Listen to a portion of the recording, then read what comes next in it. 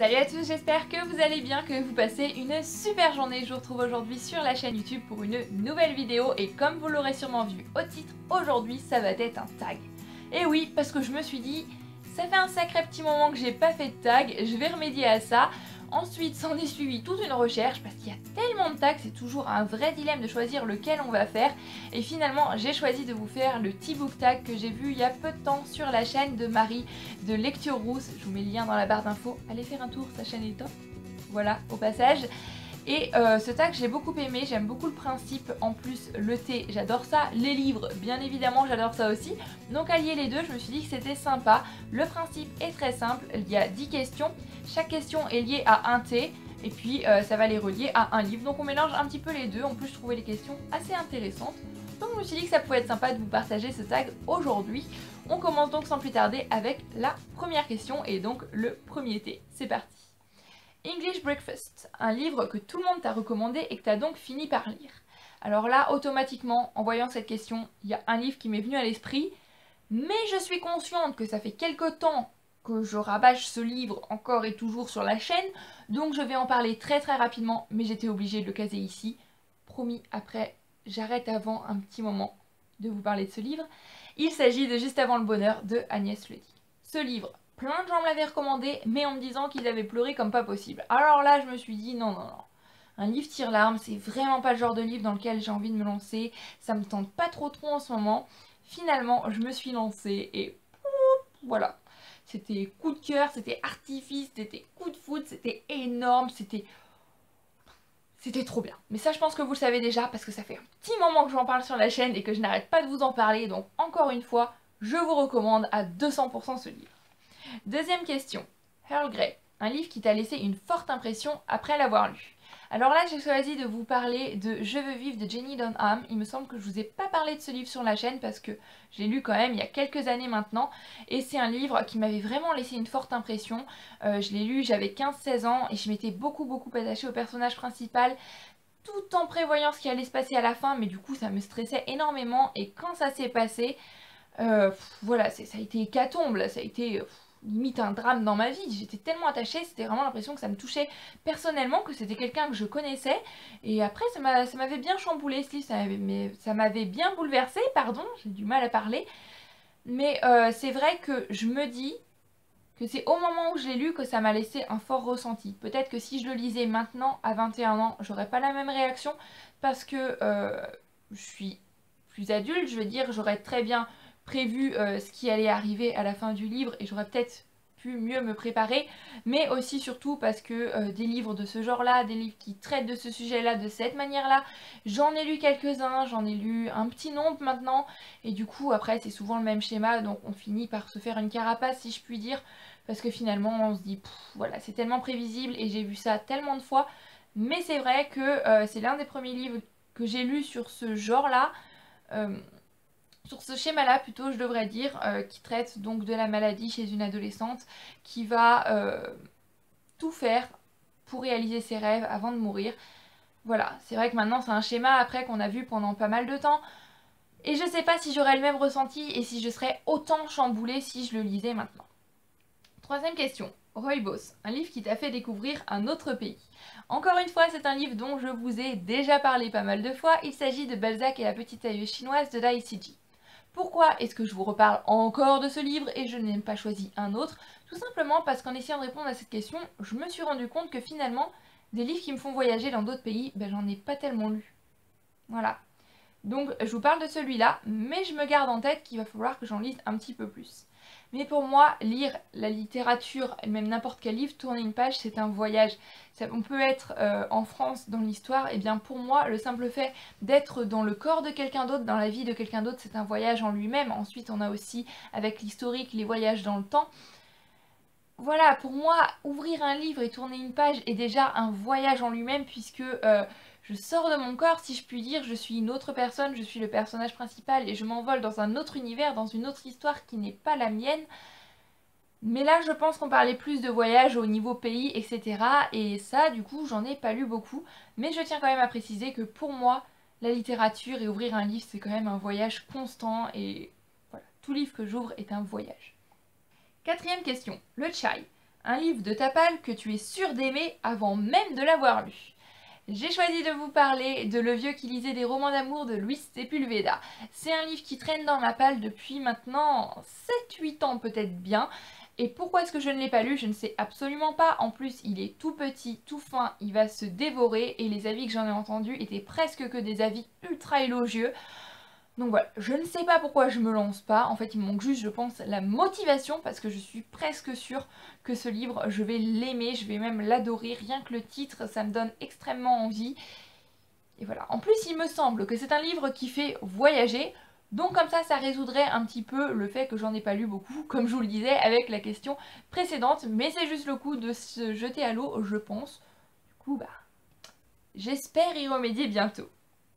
5e question, le Darjeeling. Une pépite que tu aimes tellement que tu la recommandes à tout le monde. Alors là, j'ai choisi de vous parler de Juste avant le bonheur de Agnès Ledigue. Non, attends. C'est une blague. Je ne vais pas encore vous parler de ce livre. J'ai l'impression que ma chaîne ne parle que de ce livre en ce moment.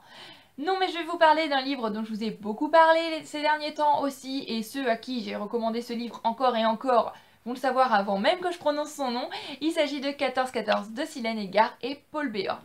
Un livre qui allie de la jeunesse, de l'historique, de l'épistolaire ne pouvait bien évidemment que me plaire et j'ai beaucoup aimé ce livre qui était mon plus gros coup de cœur de l'année 2016. Après, de là à l'appeler pépite, je pense que je n'irai pas jusque là. Voilà.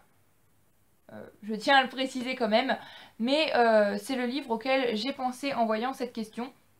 Parce que c'est le livre que je recommande à tout le monde en ce moment. Chaque fois que quelqu'un ne sait pas quoi lire, je lui dis mais t'as lu 14-14 parce qu'il faut absolument que tu le lises. Voilà. C'est 14-14. Au passage, si vous n'avez pas lu 14-14, allez le lire parce que ce livre, il est vraiment top. 6e question. Le oolong, le genre livresque que tu considères comme ton péché mignon. Alors là, ça a été un petit peu dur de me décider parce que mon cœur balance entre deux genres. Donc finalement, j'ai choisi de couper la poire en deux et de vous parler des deux. Voilà. C'est plus simple comme ça. On va commencer par le premier, il s'agit de la jeunesse. Voilà, j'aime beaucoup la jeunesse, que ce soit des albums, que ce soit des romans, que ce soit du fantastique, que ce soit, voilà, des petites histoires comme je pense à Lily de Holly Webb, à Rose de Holly Webb, à la pâtisserie Bliss. Voilà, toutes ces petites histoires jeunesse, et bien moi c'est mes petits péchés mignons entre deux lectures un petit peu plus lourdes ou qui traitent de sujets un petit peu plus graves, et bien ça me fait du bien, ça me fait du baume au cœur, c'est mon petit bonbon, c'est voilà ma petite bulle jeunesse et moi j'aime énormément ça.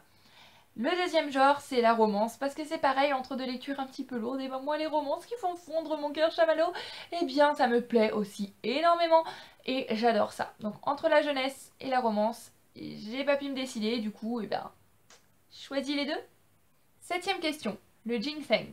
Un livre qui t'a fait sortir de ta panne livresque. Alors à cette question, j'ai eu un petit peu de mal à répondre puisque pour ma part, je pense pas que j'ai ce qu'on peut appeler des pannes livresques à proprement dit, ou alors là on peut lire aucun livre, n'importe quel livre on ouvre, c'est pas possible, ça n'accroche pas, on ne sait pas ce qui se passe, on ouvre, même le livre qui nous envie depuis 5 ans dans notre palle, ça passe pas, ça accroche pas. J'ai jamais eu ce genre de sensation en lisant un livre, voilà. Même si j'aime pas un livre, après je prends une autre lecture, par exemple une lecture jeunesse ou une romance, et généralement ça passe. Donc j'ai pas vraiment de livre qui m'aurait fait sortir de ma panne livresque du coup, mais je vais citer Lily de Holly Webb, parce que voilà, c'est le genre de livre qui, si j'avais un jour une panne livresque, je pense, pourrait m'en sortir, voilà. Une petite lecture jeunesse, bien sympa, toute mignonne, avec une pointe de magie, ce qu'il faut de suspense, des personnages attachants, c'est génial. 8e question, le thé à la camomille. Un livre qui vous a endormi et que vous n'avez pas pu terminer. Alors pas pu terminer, ça m'arrive très rarement puisque c'est extrêmement rare que j'abandonne des livres, je peux pas, je sais pas, je me dis que finalement il y a un truc génial, un truc de fou, énorme qui va arriver à la fin du livre et en fait j'aurais lu les 3/4 et j'aurais manqué le seul truc intéressant et je sais pas, psychologiquement ça me perturbe, ça je peux pas abandonner un livre, je vais me forcer à le finir. Mais un livre qui m'a endormi parce que je trouvais qu'il se passait finalement pas grand chose, je vais vous parler très rapidement de La danse hésitante des flocons de neige de Sarah Morgan. Je l'ai lu pendant les Bookmas, donc au mois de décembre, et si vous n'avez pas regardé les Bookmas, vu que pendant cette période j'ai pas fait d'update lecture, vous n'avez pas trop pu avoir mon avis. Mais c'est un livre avec lequel j'ai pas accroché dès les premières pages, je me suis pas vraiment attachée à l'héroïne, j'ai trouvé que c'était ultra méga prévisible et ça a pas loupé et je sais pas, avec moi ça personnellement ça l'a pas fait, j'ai pas adhéré à l'histoire et je trouvais ça mou, je trouvais ça lent.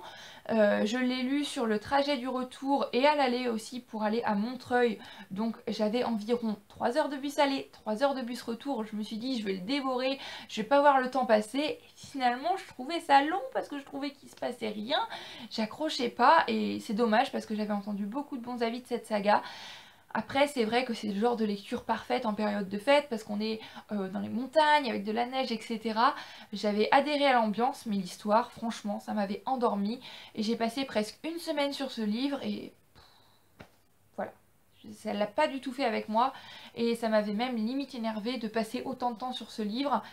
Est-ce que peut-être j'aurais dû l'abandonner? Voilà, comme je le disais, je peux pas abandonner un livre, mais peut-être que finalement ça aurait été mieux. Parce que du coup, j'ai pas lu beaucoup de livres de Noël parce que j'ai passé pas mal de temps sur celui-ci. Mais voilà, la fin était quand même pas mal. Mais il mérite quand même sa place dans la catégorie camomille, livre qui aurait pu m'endormir et que je n'aurais pas terminé. 9e question et avant-dernière question, la Sam. Un livre qui t'a chamboulé mais que tu n'as pas pu poser avant de l'avoir terminé. Alors là je vais vous parler d'un très petit livre, il s'agit de La valise Anna de Karen Levin. C'est un livre un petit peu témoignage qui se déroule au Japon où une femme va monter un petit musée et une association de devoirs de mémoire avec des jeunes sur l'Holocauste et donc ils vont essayer d'avoir des objets pour leur musée, donc ils vont aller dans plusieurs pays, essayer de récolter quelques petites choses parce que c'est mieux d'avoir quelque chose à montrer dans leur musée. Et on va leur confier une valise qui a réellement existé, hein, c'est un témoignage, c'est une histoire vraie, qui appartient à une certaine Anna. Et tout ce petit groupe, ces enfants vont essayer de retracer l'histoire d'Anna, de voir quelle a pu être sa vie, est-ce qu'elle est encore en vie, qu'est-ce qui s'est passé, etc. Et moi c'est un livre qui m'a vraiment beaucoup touchée, qui m'a beaucoup chamboulée, j'ai trouvé que c'était un très beau témoignage, qui rendait vraiment hommage aux devoirs de mémoire que l'on doit tous entreprendre. Et voilà, rien que l'histoire d'Anna et rien que cette femme japonaise qui met tout en œuvre et j'ai trouvé voilà, qu'elle était tout simplement admirable et c'était un magnifique livre très petit que je vous invite grandement à découvrir et que j'ai pas pu lâcher, je l'ai lu d'une traite. En plus je me souviens très bien, c'était pendant un week-end d'Amil et voilà, ce petit livre était tout simplement génial et très très beau. 10e et dernière question, Thé vert matcha, un livre que tu considères comme le joyau de ta bibliothèque. Alors là encore, j'ai pas pu me décider entre deux livres, donc je vais vous présenter les deux. C'est deux livres que je considère comme joyaux, je tiens bien à mettre des guillemets quand même, c'est les deux livres voilà, que je chéris le plus de ma bibliothèque. Enfin, il y en a un qui appartient à une collection, donc c'est tous les livres de la collection, mais c'est pas pour la même chose, donc je vais vous présenter les deux. On va commencer par celui-ci que je ne vous ai jamais montré. Il s'agit de Martin Chuzzlewit, excusez-moi, de Charles Dickens. Donc c'est une édition en version originale qui date de 1892. Voilà, qui a été imprimée en Angleterre, qui est en VO, qui est d'époque, qui est juste tout simplement sublime. Elle est franchement en très très bon état. Je l'ai trouvée à Emmaüs, je l'ai payée 2 € et j'avais l'impression d'avoir fait la trouvaille du siècle parce que ce livre il est tout simplement magnifique. Je ne l'ai pas encore lu. Mais voilà, je le considère comme un joyau de ma bibliothèque, d'autant plus que c'est le livre le plus ancien que je possède et c'est Charles Dickens en plus. Voilà, je sais pas si vous savez, mais depuis que j'ai lu Oliver Twist, je pense qu'entre Charles Dickens et moi, il y a quelque chose, je sais pas. Je suis amoureuse de Charles Dickens, j'adore cet auteur, j'adore sa plume. Donc quand je suis tombée sur ce livre, c'était limite, si au milieu de l'Emmaüs, j'étais pas prête à pleurer, c'est pas possible, c'est pas possible. Je l'ai embarqué de suite et voilà, j'en reviens toujours pas de l'avoir trouvé, c'était vraiment un moment incroyable, ça peut paraître vraiment bizarre de dire ça, mais c'était un moment très particulier et je sais pas, j'ai été attirée vers ce livre et en le voyant, qu'il était en anglais déjà, j'ai dit c'est pas possible et en voyant la date, j'étais complètement chamboulée, donc je considère personnellement ce livre comme un joyau de ma bibliothèque. Voilà pour la petite histoire. Et le deuxième livre que je voudrais vous montrer, c'est un livre qui appartient à une collection et c'est tous les livres de la collection que je pourrais considérer comme des joyaux et que j'adore. Pour l'instant je n'en ai que deux. Ils sont rangés ici, là. Ah ben, J'ai baissé la caméra, du coup vous les voyez plus. Mais c'est ces livres aussi, je vous les ai jamais présentés. Donc celui-ci, je ne l'ai pas encore commencé, c'est à la rencontre des grands écrivains français. Et c'est la collection, je sais plus comment elle s'appelle, Histoire ou je ne sais plus, de chez Larousse, qui est une collection qui va retracer certains événements. Donc l'autre livre que j'ai, c'est La France au temps des pensionnats. Voilà, donc on va traiter des pensionnats avec tout un tas de facsimilés, des explications historiques, etc. Donc là, c'est les grands écrivains français, donc on part de l'Antiquité pour revenir jusqu'à une époque un petit peu plus contemporaine. Donc j'ouvre une page au hasard, par exemple. Là, on va traiter de Victor Hugo, donc on a une petite biographie, sa vie, etc.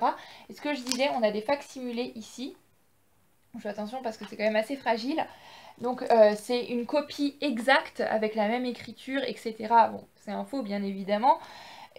D'une lettre là apparemment, donc il aurait écrit à quelqu'un, il y a sûrement l'explication quelque part dans le texte, et on peut la prendre entre ses mains, on peut la lire, on voit exactement la même écriture. Je trouve ça complètement dingue et ces livres là je les adore. Donc là pareil, on a une lettre de Gustave Flaubert.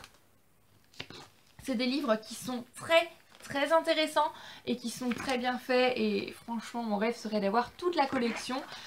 Mais j'y vais petit à petit parce que là, il faut les lire après. Je l'ai seulement feuilleté, je ne l'ai pas encore lu. Là, on a Antoine de Saint-Exupéry et on a un croquis, en fait, dessin du Petit Prince. Voilà, c'est le genre de livre que je trouve tout simplement magnifique.